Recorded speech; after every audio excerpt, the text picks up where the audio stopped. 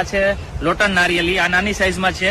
આમાં નીચેથી નારિયેલ લાગે છે. આની હાઈટ 20 ફૂટ જેટલી થાય છે અને લોટનનું કામ છે કે એનું થળ છે પોળું થાય છે અને નીચેથી નારિયેલ આવવાનું સ્ટાર્ટ થાય છે.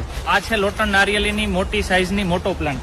આ પ્લાન્ટ 2.5 વર્ષનો છે. આમાં આવતા 3 વર્ષ પછી નારિયેલ લાગી જ જશે કારણ કે આ પ્લાન્ટ મોટો છે અને આમાં નીચેથી થળ મોટું થશે અને આમાં પણ નીચે જ નારિયેલ લાગી જશે અને આ હાઈટ 20 ફૂટ સુધી જવાની છે. આ છે મોટી બોના નારિયેલ, જેને નેક્સ્ટ ડે ફાર્મ કમ્પ્લીટ દેખાડવું હોય તેના માટે છે. આમાં નારિયેલ આવતા 5 વર્ષ જશે પણ આ એકદમ લુક માટેની નારિયેલ છે, જેને લગાડી એટલે બીજે દી ફાર્મ રેડી થઈ જાય.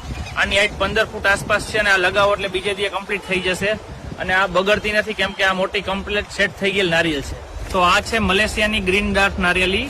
આ નારિયેલ ડાર્ક સાઈઝ રહે છે, હાઈટમાં તો મોટી થતી નથી. 15 ફૂટ જેવડી આની હાઈટ જશે અને આ 2.5 વર્ષની નારિયેલ છે. નીચે આના થડ પણ બંધાવા લાગ્યા છે.